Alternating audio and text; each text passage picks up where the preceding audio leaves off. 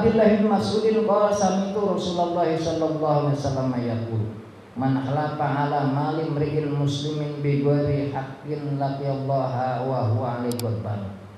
Jadi dari Abdullah bin Mas'ud radhiyallahu ta'ala qala saat aku dengar sami'tu Rasulullah sallallahu alaihi wasallam berkata, ya aku dengar Rasulullah sallallahu alaihi wasallam bersabda, siapa yang bersumpah ala mali mri'in untuk mendapatkan harta seorang muslim bi ghairi haqqin tanpa ada dibedarkan oleh hukum, tadi dengan kedustaan sumpahnya, laqiyallaha ma huwa alaihi ghadbanu, dia bakal berjumpa nanti di akhirat kelak dengan Allah, sedang Allah dalam keadaan murka kepada dia. Wa qala Abdullah, dan berkata Abdullah bin Mas'ud, summa qara'a alaina Rasulullah sallallahu alaihi wasallam tasdiqahu min kitabillahi ta'ala, innal ladzina yashtaruna bi ahdillahi wa aymanihim samanan qalila ila akhir ayat. Akhrajahu bis sahihaini. Berkata Abdullah bin Mas'ud, Abdullah bin Mas'ud dulu ketika itu Quran dibacakan di sekeliling Ka'bah, ini Rasulullah kata, siapa yang berani baca Quran di depan Abu Jahal? Karena ya Rasulullah, maksud orangnya kecil pendek, sampai depan Ka'bah lagi pada ada Abu Jahal orang musik. Kan mereka kalau dengar Quran bisa mendengar anuan. Iya, dengarnya kagak demen. Kuping orang di apa namanya, tribis. Ya, tentara ini tribis. Rasulullah nangis ketika Abdul bin Mas'ud itu tadi kupingnya dia pas kita ya sumbungin setelah kita dianiaya. Tapi ketika itu tadi perang Badar, ini Abu Jahal lagi cengap-cengap. Kata Rasulullah, Abdul Mas'ud Abu Jahal lagi sedang cengap-cengap, terusin. Ya. Karena dia orangnya kecil, Abu Jahal orangnya gede, sampai naik tuh ke pundaknya.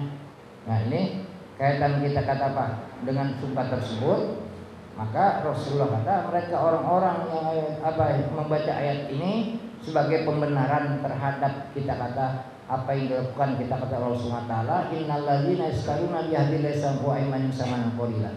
Sebenarnya mereka orang-orang yang membeli dengan janji Allah dan sumpah mereka samanan qalila, dengan kita kata nilai yang kecil. Akhrajahu bis sahihain, hadis ini ditahrikkan kita kata oleh Imam dalam kitab Sahih Bukhari dan Muslim. Wa an Abi Umamah qala, dari Abu Umamah Al-Bahili qala berkata ia, karena inda Rasulullah sallallahu alaihi wasallam faqala man ittata'a haqqam mri'in muslimin liyaminihi faqad aujaballahu lahun nar wa harrama alaihi jannah. Faqala rajulun wa in kana yasiran ya Rasulullah, qala wa in kana qadiban min arqin, akhrajahu Muslimun fi sahihi. Kata Abu Umamah Al-Bahili, adalah kami ya di sisi Rasulullah sallallahu alaihi wasallam, ada bunga kami ada di samping Rasulullah. Faqala, lalu kata Rasulullah, manik tato'a haqqam ri'in, siapa yang mengambil harta hak orang muslim biyaminihi dengan sumpah palsunya, faqad aujaballahu lahun nar, maka semua Allah kita kata itu mustahidah Allah berikan kepada dia nanti balasannya dengan neraka. Wa harrama alaihi jannah, dan Allah haramkan kepadanya itu surga. Faqala rajulun, lalu ada seorang sahabat bertanya, ya Rasulullah, wa in kana yasiran ya Rasulullah, ya Rasulullah meskipun itu cuma sedikit yang diambil itu dengan sumpah palsu. Qala, lalu kata Rasulullah, wa in kana quliban min araqin, meskipun sepotong kayu dari kayu araq itu yang kita buat apa namanya siwak, meskipun tuh berebut siwak sumpah misalnya, meskipun segitu, tapi karena dengan sumpah palsu masuk dalam bagian tadi, siapa yang kita kata mengambil harta orang muslim dengan sumpah yang palsu, maka Allah murka kepadanya. Itu saking terlarangnya, meskipun hanya kecil. Itu kita kata sebatang kayu arok yang buat kita kata apa namanya itu apa siwak. Nah, bayangkan kalau andai kata maaf, iya berapa miliar nilainya dan sebagainya, kagak pakai dikata itu. Akhrajahu Muslimun fi sahihi. Hadis ini diriwayatkan Imam Muslim dalam kitab As-Sahihnya. Qala Hafs bin Maisarah, berkatalah Hafs bin Maisarah, ma asyadda hadzal hadis, alangkah kita kata ini beratnya, alangkah kita kata ini berat hukuman ini hadis, dari kandungan ini hadis, begitu berat. Faqala, lalu berkata Rasulullah, alaysa fi kitabillahi ta'ala, bukankah dalam kitab suci Al-Qur'an dijelaskan, innal ladzina yashtaruna bi ahdillahi wa aymanihim samanan qalila, sesungguhnya mereka orang yang membeli janji Allah dan sumpah mereka dengan kita kata nilai yang kecil dan seterusnya. Jadi artinya kok berat amat hukumannya, cuman kayu arok aja sampai begini. Kan Allah sudah katakan dengan apa nilainya yang kecil dia jual tuh ayat Allah, janji Allah, dia janji, kita kan janji Allah supaya patuh terhadap segala macam perintahnya dan juga kita kata menjauhkan berbagai macam larangannya. Hanya kalau pagi hari ini kita baca yang namanya istighfar, kita kan punya janji. Pagi bahasa melek mata kita janji untuk sampai sore hari. Kalau istighfar kan begitu. Allahumma anta rabbi, ya Allah engkau Tuhanku. La ilaha illa anta, tiada Tuhan melainkan engkau ya Allah. Khalaqtani, engkau lah yang menciptakan aku. Kita sadari semuanya, kita akuin Allah yang ciptakan kita. Wa ana abduka, dan saya ini hambamu ya Allah. Wa ana ala ahdika wa wa'dika, dan saya juga janji ya Allah terhadap janjimu dan juga dengan ancaman untuk melakukan kebaikan, jangan melakukan kejahatan. Wa abu laka bizambi, dan juga aku akui dengan dosa-dosaku. Wa abu laka bi nikmati, dan juga aku akui ini nikmat engkau begitu banyak terhadap aku. Nah, makanya di pagi hari ini siapa yang baca istighfar semua mata kemudian meninggal qabla ayyumsiya, sebelum sore hari, dakhalal jannah, masuk surga dia. Karena kita udah janji sampai sore. Nah, pengen melakukan kebaikan, ketaatan, menjauhkan berbagai macam larangannya, janji sama Allah, patuh dengan perintahnya. Faghfir fa innahu la yaghfiru dzunuba illa anta, maka ampunilah aku. Tidak ada, kita kata tidak ada yang bisa ngampuni dosa melainkan engkau ya Allah. Kan sore hari begitu juga, belum sampai ketemu pagi meninggal, dakhalal jannah. Saking tebusannya saya dulu istighfar. Makanya kalau bikin subuh ya dia kita baca, ntar sore juga mau maghrib baca lagi. Nah, kata kita malam kita Allah cabut, ya nyawa kita. Nabi janji dah kelar. Ya memang kayak gini kan kalau kita biasain enak. Itu zikir pagi hari, sore hari, ya. Meskipun kita kata ya sama kita kan berat aja ya, rasanya kalau duduk lama-lama pantat udah panas, buru-buru mau kabur ya. Makanya padahal waktu pagi itu penuh dengan keberkahan. Sahih Ratib katakan itu kalau kita duduk di pagi hari setelah sholat subuh untuk mengejar fadilah dunia. Makanya orang kalau habis subuh, orang tua kalau ngomel tidur ya di situ petok ayam. Itu kalau kita pengen rezeki, kita kata urusan dunia tuh di pagi habis subuh biar banyak tuh kita ya berbagai macam rezeki dari badan. Insyaallah kan kerja ke jam 8. Mana kita orang mau berbuah lagi sih susah jadinya. Jangan kagak lama ya. Habis asar untuk kita kata ngejar urusan derajat akhirat.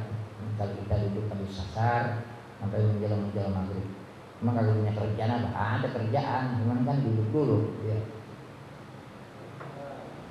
Kita panas emang duduk lama-lama. Nah ini meskipun kita kata kecil, tapi Allah sudah janji itu ada ancamannya.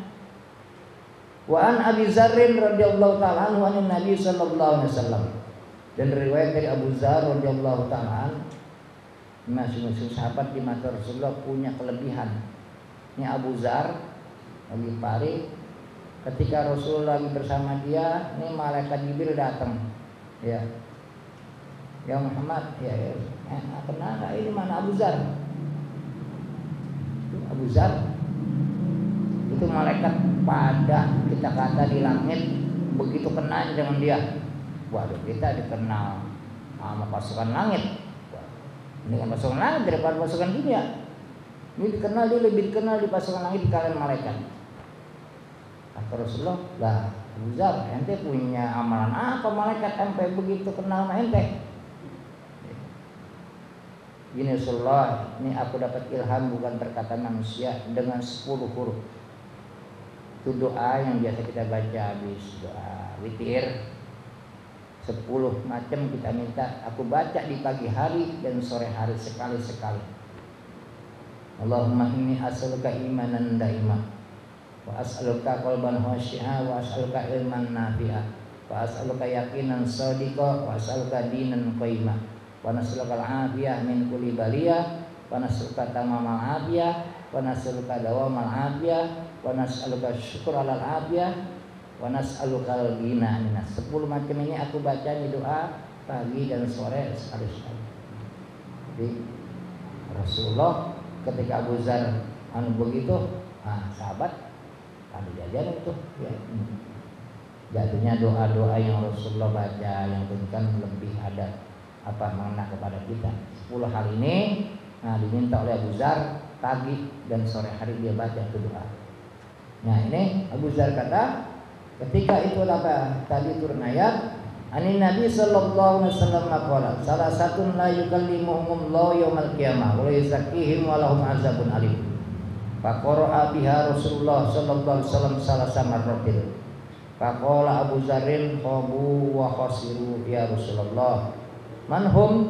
Qala al musbilu wal mannanu wal munfiqu sil'atahu bil halqil kadhibi. Kata Nabi kita Muhammad sallallahu alaihi wasallam salah satu la yukallimuhum yaumil qiyamah zakim. Ada 3 kelompok manusia yang Allah tidak akan ajak bicara mereka di hari kiamat. Walizakim dan tidak Allah bersihkan ke mereka. Walahum azabun alim dan bagi mereka tersiksa yang sangat pedih. Wa qara'a biha Rasulullah sallallahu alaihi wasallam salah samaratin. Ini Rasulullah baca sampai 3 kali. Salah satu la yukallimuhum sampai 3 kali Rasulullah ucapkan ini. Faqala Abu Dzar, lalu kata Abu Dzar Al-Ghifari khobu wa khasiru ya Rasulullah. Kalau begitu tuh orang rugi sekali. Manhum, siapa mereka ya Rasulullah? Qala al-musbilu, orang yang menyengsetkan ya tuh kainnya, celananya, sarungnya, makanya sampai ke bawah, sampai ke sapu ke jalanan karena pengen nunjolin pakaiannya. Ngeliat nih BAS baru, ngeliat nih anu baru, sampai bawa kedodoran. Ya bukannya karena kedodoran yang sengaja. Ya. Tujuannya begitu mengarah. Ya, itu dah. Gol, ya. BS dulu yang harganya 5 juta. Orang dulu kan kayaknya rata-rata biar kata tukang bisa BHS. Bukan kayak kita, iya. Pakainya sekali lagi lebaran. Dan ibu jamat dah. Biar kata gak kuat beli pakaian baru, penting BHS-nya baru tuh. Kudu ditiru, itu kan kebanggaan hatinya. Ya ini mau ibadah, iya. Kita kadang-kadang asal jadi aja. Cuman makanya tadi begitu. Ini orang yang musbil mengarah ya supaya orang puji segala macam. Wal mannan dan yang suka mungkit pemberian. Ya, kita kadang-kadang mau orang yang di bawah kita yang ente kalau agak anu. Tuh. Ini mana ngungkit nih? Iya. Habis tuh pahala udah. Hanya kita kalau kita beramal anggap aja kita buang sampah udah kita kagak lihat. Tapi kalau kita ingat, kalau gue inget ya dibalik lagi gitu diucap-ucap.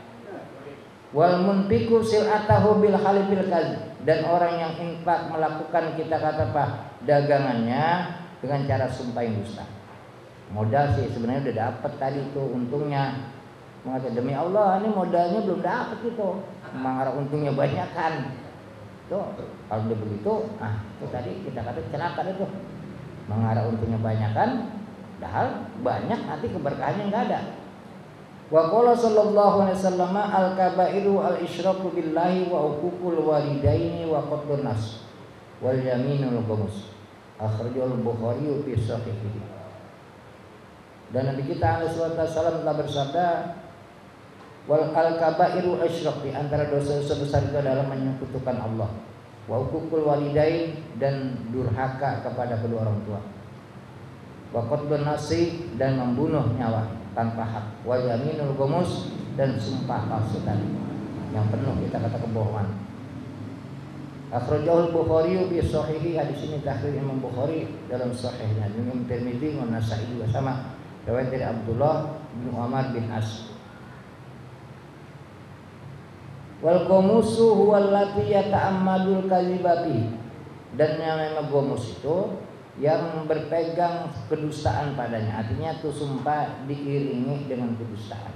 Dia berani sumpah padahal itu sebaliknya yang dilakukan atau yang diucapkan atau yang dilakukan tadi. Sumiyat gumusan li'anna tagmasul halifa tugmisul halifa fil ismi.